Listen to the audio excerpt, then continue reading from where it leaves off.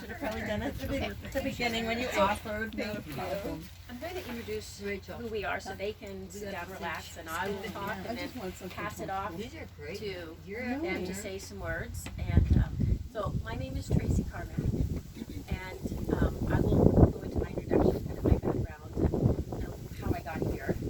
This is my husband, Ken Whiteman. He's a naturopath. He has an MS in hematology, and he's been practicing in Texas from 2000 until we left Texas, 2015, and then opened a practice up in Orofino, Idaho, sharing the building with Dr. Popovic's. And now we're going to hit the road. We educate doctors on the microbiome, and doing that in an RV, going through Boise, and then all through Texas. And then our place is going to be Bridget taking care of the folks up in Orofino area. And she'll introduce herself as well when we get done, because we're going to have an event this Friday in Orofino at the Orofino Wellness Center that is going to be for those who really want to get deep into this subject, because we'll be presenting the documentation, the science behind what we're talking about. And so it's yes, we train practitioners, but also those people that, I'll call them activists, people that are willing to step up and do something. Because I hope in the end of what I say that I will motivate you that something really needs to be done. And we can get knowledge and we can get educated, but unless you apply that knowledge, you're not wise. Wisdom is the application of that knowledge. So I hope that you'll have the confidence to take a step and get a grassroots effort moving. So that's what my goal is, to get you that information to take that step. So I'll go ahead and let you all sit down so you can relax, or if you want to stand, that's fine too. Is it okay? Okay. Catch me if I fall. Okay. All right, I'll go sit down here. Go ahead and sit wherever. There you go. Take your snack. I'll go sit over here with you. Okay, so this is, my friend Brenda says, let's start nuclear. So let's start at the very beginning. And this is, so you know my background, you know a little bit about me. And I was born in Montana, and it got crowded in Idaho. And my dad worked on Rorschach. So I was raised in Lewiston, and went, came through University of Idaho. At the University of Idaho, I got a bachelor's degree in bacteriology, and went from there to the University of Glasgow, Scotland, to get an honors in microbiology. And then I thought, this is so cool. I really like being in Europe, being abroad. What would happen if I applied for a job? So I applied for a job in Sweden for Pharmacia Diagnostics, which at the time was the biggest pharmaceutical diagnostics company in the world. So just shoot high, shoot for the stars. Why not? You live once. So I did. I had a handwritten note, and I got a job in Sweden. So I worked there for 2 years in Stockholm, and then I got really homesick for the U.S. So I'd been gone 3 years, and transferred back with that company. And they moved me every 6 months for about 5 years. So I lived in Maryland, in California, in New Jersey, and in California. So I was back, and but I got a lot of experience and learned a lot of things, and then ended up settling down in Texas, and became a certified clinical nutritionist. So I crossed over to the dark side, or actually I went from the dark to the light, from conventional medicine type of things into clinical nutrition, and then I became a naturopath. So those are the high points, the resume points. But if you know what really life is about, are the tough times. What I call, I teach doctors, I teach them the DMAR system. The D's are really quick, create the character. It's the death, disease, divorce, dysfunction, destitution, dysbiosis, dyspepsia,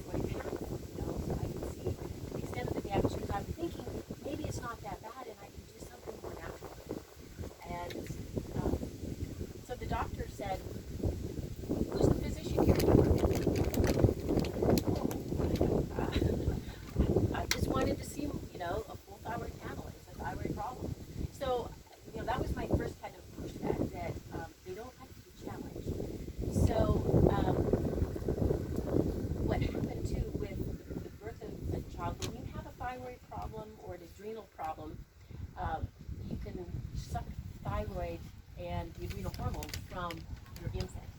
So I knew when my son was born that just because he was redheaded, he was going to have a challenge in life. But he was also extremely active. And so at the time, again, I'm thinking, you know, how can we scientifically look at this? Look at what things make kids hyperactive.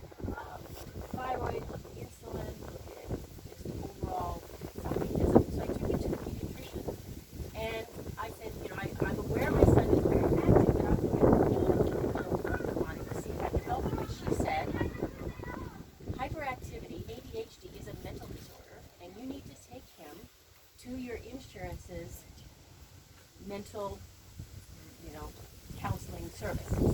So at the time, I was connected with American Airlines through a now ex-husband, and it was Atria. And I took my little 3-year-old at the time and said, you know, I'd like to talk to someone, see what you do here for them. And they said, okay, well, fill this paper out, and I did. And as I handed it to them, they handed me a prescription. I'm like, what is this? A prescription for Ritalin? You haven't talked to it. You haven't looked at it. You haven't looked at any diagnostics on it. Well, this is the way we do it. You put them on the medication, and a couple months, you come back and we adjust the medication.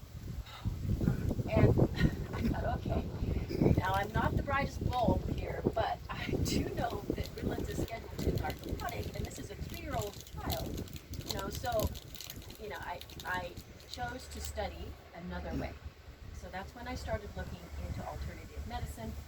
I had you know, the advice that the way to take care of, you know, a hyperactive thyroid was to use more radiation. And I was like, wait a minute, I was irradiated in Sweden, and the way to fix it is to put more radiation in it. I mean, you know, things aren't adding up here.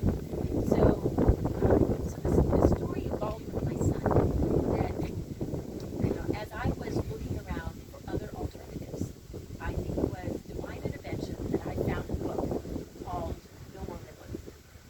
And I looked, it was written by Dr. Marianne Block, and I was reading through the book and I was like, yes, this is exactly what I'm looking for. That hyperactivity can be associated with allergies, with different type of, you know, mineral deficiencies, diet issues. And so the next divine intervention was this one just happens in our local library. So I thought, this is it. So I went there. I remember going there early, thinking I'm not going to have a place to sit because this is the, you know, this is going to be packed full because this is the best information I'd ever heard. And I waited, and nobody showed up. And when the speaker showed up, and she had her stuff, and I thought, oh my gosh, she's not going to talk. You know, there's nobody here. You know, this famous doctor with this great book. And she just looked at me, she shook my hand, she went to the front, she set up, she did her entire presentation for just me. Wow. This is wonderful. Because it really did change my life. Because moms are just looking for the best things to do for their kids. And in the world of, you know, hyperactivity, and you're going to your pediatrician and they're saying your child has a mental disorder, you know, you're thinking, you know, surely there's got to be a way. So I listened to her whole thing, and I followed all the recommendations. I took it to her. That was the other divine intervention. I'm thinking, oh my gosh, she's going to live, you know, in Chicago or something. How am I going to? She lived in our neighborhood. I was like, this is amazing. So he benefited from her treatments and all of the things. You know, magnesium is a great, you know, calmer. He was so magnesium deficient. He needed, you know, just, you know, again, in utero, I had a thyroid problem. I had sucked his poor thyroid and adrenal hormones, and so he needed support there. He was off the chart reacting to corn syrup. And as you know, especially in the 90s, everything had corn syrup in it, absolutely everything. So I would pack him a complete, you know, at that time he was just in kinder care or pre-K, and pack him all his own food. find out, after all the instruction of here's what my kid needs to have so that he will behave properly. Find out they didn't give him any of that, but donut holes or, whatever, Jolly Rogers, and then I can't keep him in that daycare anymore because he's behaving so badly, And so, and this cycle went around and around. And just, to reiterate what you say is so important. And I remember the things that were told to me as a young mother. Some of them were, oh, he's just all boy and we can't keep him here because we can't have a person just watch him. But I remember a Sunday school, and she happened to be the wife of our accountant in this church. And I remember her meeting me at the door saying, your child is demon possessed. And she meant it. And I thought, oh my God, that's so Christian of you. And I remember a principal saying, if you don't medicate these kids, they will end up in prison. My child's 5 years old, or a teacher saying, you've got to medicate these kids, or they will go to illicit drugs, and he'll be a drug addict. So you're hitting the pediatricians and the school districts and all of these things. And it was, a few days before his high school graduation, I was there in the principal's office. Is he really going to graduate? I'm still wondering. I've sent invitations out, and it's still kind of close. So, but it was such a challenge, and to end that story, I do have to say he is in prison. He's in Orvieto. But he's the child. So, praise God. There is a happy ending. And he has a great heart. He's a wonderful, amazing person. He even was a soloist and the community choir. So he's a wonderful kid. What would have happened if I would have met him? I had to fight for this kid. When I did get divorced, my ex went to the judge and said I'm an unfit parent because I don't feed my kid with other people, won't let my kid eat what other kids eat. And from that time on, because the whole two household thing, they purposely fed him everything I didn't feed him. And at 9 years old, he gained 30 pounds. And from that point on, he was destined to be overweight. On top of the fact, he was C-section, so you get the high statistics of those kids that are C-section. Have will become or could become the high statistical prevalence of being overweight. I had to go back to work very early, so I couldn't breastfeed him because of his ex. And that's another indication that they could be overweight. So already the genetics, everything was stacked against this poor kid. And then you get a broken home where, they're going to medicate him, self-medicate him with love, which is sugar and food and all that type of thing. So, a huge challenge in that regard. So, when I was a practitioner, because I have like 25 pain points, that just being one of them, and I'm going to bring the rest of me, so don't worry. We'll get out of here before dark. Because I wanted to impress that what I saw, through this whole thing, there was a definite difference in his behavior at that 2.5-year age. After his full vaccination program, where half of his face he got dropsia, and you could see primarily in his eye, where his eyelid was always kind of half masked. So my ex took him to the doctors and said, look, this is pretty obvious what's going on. And then he called me at work and said, the doctors say that his head is too small and they need to break the plates of his head and let him wear a helmet for about a year so that his brain has more room. And I'm sitting at work thinking, HE double hockey sticks, you're not going to break his head, because I was in 30 hours of labor because of his head. It was too big. If anything, he's got too big of a head. So I know that that's not the reason. So no, I didn't let them break his, the fissures in his skull. But then that that's what led me taking them to the pediatrician and that whole route of, what to do with this hyperactive child. So I was still waking up at that time trying to figure out what was going on. But there was my experience in what I believe was vaccination damage at that time. And no, not all kids are going to show up with symptoms, but you have to look at what the cumulative risk can be. My family I come from a hyperactive family. There's anybody who has red hair can have a statistical vulnerability to hyperactivity. That's an MTHFR SNP if you're into the genetic side of it. So if you know you have an MTHFR SNP from the mother or the father, then there's a very high likelihood, with environmental, conditions, you can be hyperactive. If you have an MTHFR SNP from both the mother and the father, there's a very high statistical, chance you'll have an autistic kid. But again, that's 20% of the odds. You have to look at the environmental conditions that you add to that. So you add a C-section born baby, you add someone who's not breastfed long enough, someone who's put on, food that may or may not have some GMOs or glyphosate, and you've got a formula for autism. And I know when I was born, the autistic rate was 1 in 10,000. When my son was born, it was 1 in 1,000. When my grandson was born, it's 1 in 100. Today it's 1 in 30, right? When are we going to start getting excited about this? When it's your kid? It's 1 in 2. Your grandchild? That's the scary part here. So, this is one of those, call to action things that, I talked to a young mother today, and she's like, you've got the doctor saying you have to vaccinate, and it's your responsibility, and you're neglectful if you're not.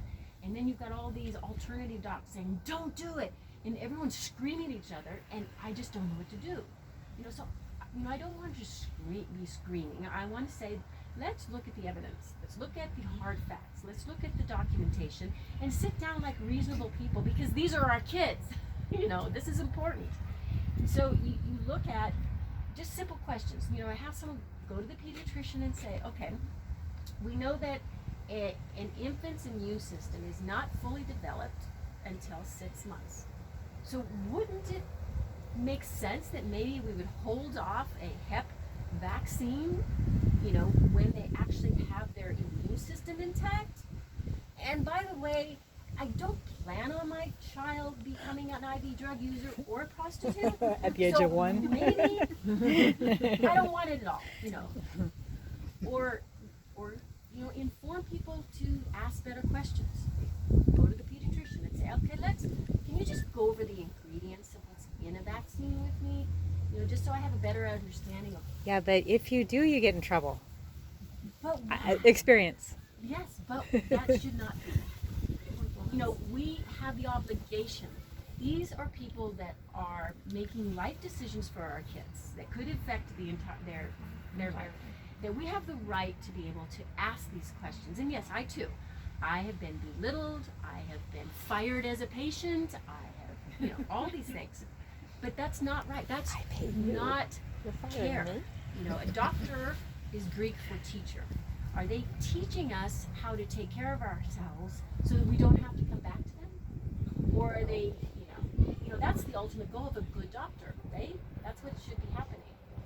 So when you go through the vaccine, ingredients, and you say, okay, what's the purpose of Freon in the vaccine? What's the purpose of aborted fetal tissue in the vaccine? Or propylene glycol, or what was the others? Monkey virus. Monkey virus. Just go down the list. There's a ton. And ask them why. Antifreeze. Yeah. So that's what I did a lot of times, was teach my patients how to talk to their doctors, how to ask good questions. Because if they're not giving you good answers, you fire your doctor and you find someone who will give you good answers, because this is your health. This is your top priority. And this is, you know, when we look at now the rates of autism, when we were in Dallas, we would go to some of the support groups, and the parents' biggest fear is what's going to happen to my child when I die. Who's going to take care of all these autistic children? You know, it's a burden on the country. It's a burden on communities, on the parents themselves. But if the parents, what is the state hospital? You know, what's their future going to be like? You know, in a facility like that.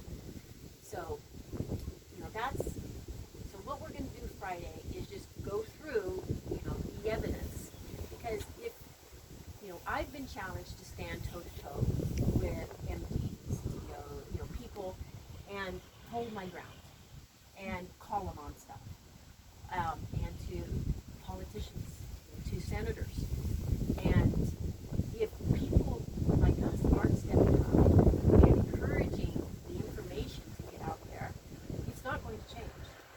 It's going to be, well, what we're seeing.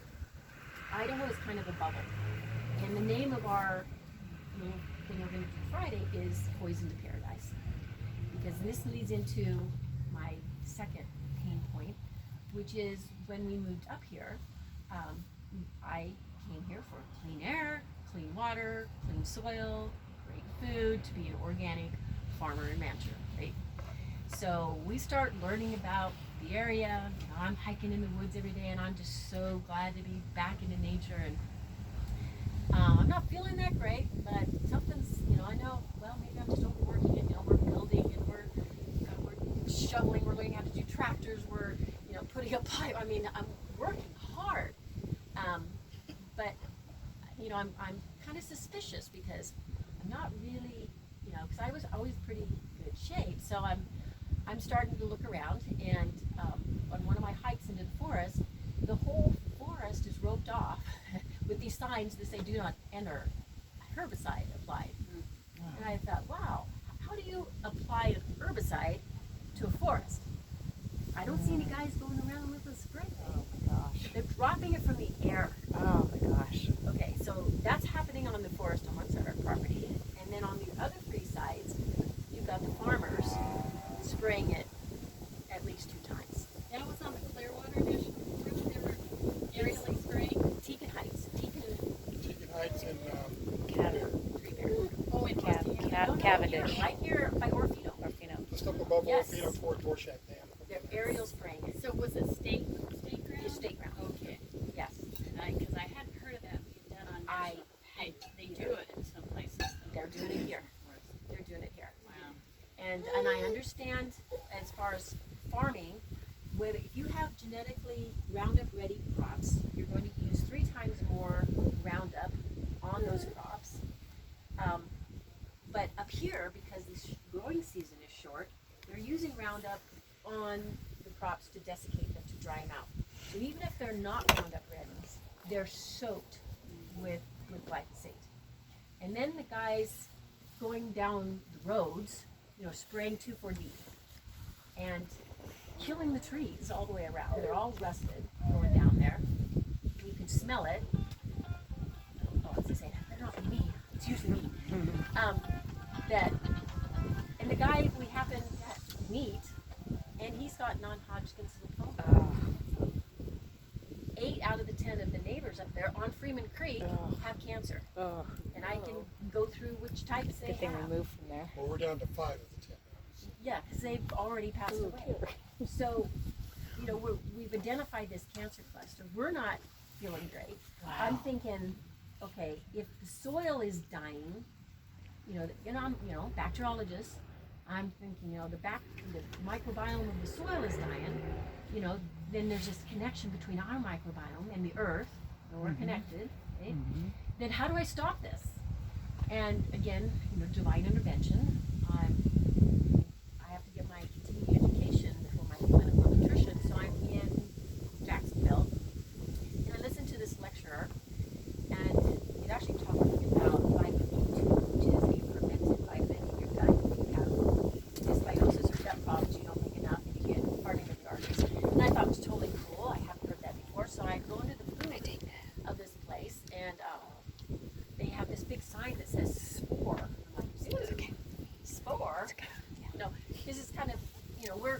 from Star Trek, right? Spores are bad. You know, so You don't want to step in it either. yeah. So I start, you know, talking to them, and this guy, Kieran Krishnan, you know, got, you know, all of his education in Iowa State, and he's just, you know, talking about the microbiome and how we're killing the microbiome of the earth, and it's affecting all these diseases, and how it's working. And I'm mesmerized. This is exactly what I was looking for. I needed to know not only how it's happening, but what do you do about it. So I asked him, I said, you know, look, I need your rep. You know, my husband's clinic is there in Grapevine, Texas. I need your rep to come. We need to get on board, get all this stuff doing. And it's like, well, you know, we don't have a rep in Texas, and we're just starting out. I'm thinking, okay. I used to work for Zymogen. You know, when I left my practice, Ken took that over. I became, you know, a Zymogen physician's trainer, which is another nutraceutical company. So I knew a lot of doctors. I thought, well, what if I repped for your company? So that's how I got involved in microbiome health. Perfect. Yes. So that worked out good. Again, it was what I was looking for, and it's very unique in that, you know, I realized that everything you know about probiotics is wrong. Do tell. Do tell. Because we're trying to help ourselves, right? We're thinking, okay, our gut's messed up. We need new bugs. We need to replant. You know, get, you know, inoculate and reseed or all this, and it's all myth. There's no studies. It's all guesswork. You know. So let's backtrack. Why? Why is that true? Okay, so one of the key things is, when you're an infant, you're inoculated from the vaginal secretions. If you're lucky, and you get to be born vaginally, that's your first inoculum. Your second inoculum is through breast milk, and then after 838 days, all of that basic vaginal bacteria find its home in the infant, you know, in the gut, on the skin, you know, and all the other microbiomes that are connected to the gut microbiome, and they specialize. And then after 838 days, the door shuts. That microbiome becomes your unique fingerprint for the rest of your life. Wow. No one else is invited. You don't add to it. And where's that fingerprint stored? The appendix. And we know the appendix is just a, you know, It's useless. not a useless organ. It's a junk organ. Rip it out. It's primitive. Like the tonsils, you know, we don't really need, or your, you know, like hysterectomies, you don't really need all that plumbing when you're a certain age. Anyway, so it's very important, right? So now you can impact it. What you can do is, there are transient organisms that have been with the, you know, mankind since the beginning. Again, this is again the connection between the earth and us, is that these transient organisms, spores, are on the food, and then we ingest them, and they can get past the stomach, past, you know, the gastric barrier and the pancreatic salts, the bile salts and pancreatic enzymes, and they can colonize in the gut. They train our immune system. They help regulate the T cells. They have antibiotics themselves that get rid of pathogens.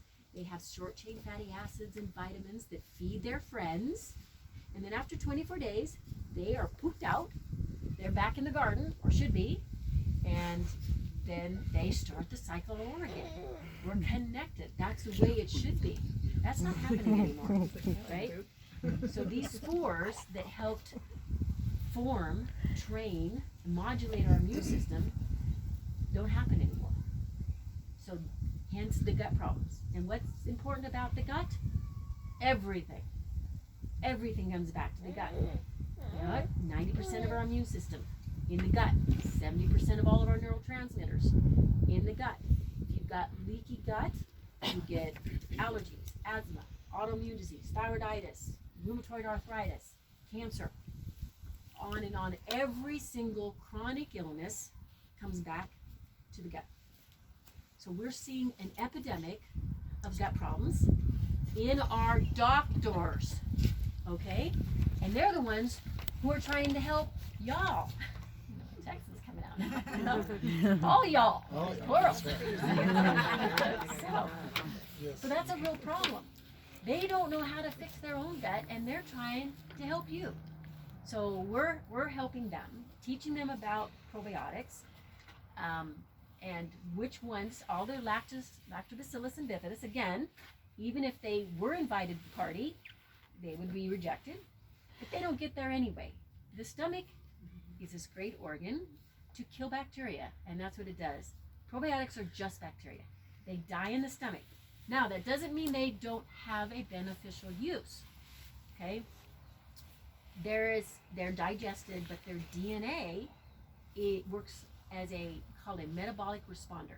So we have receptors in our gut that are looking for things, and because our gut has trained our immune system to look for what's self and what's non-self, what to attack and what not to attack, that even the DNA of this lactobacillus will have some specific functions, but it's one strain, one function.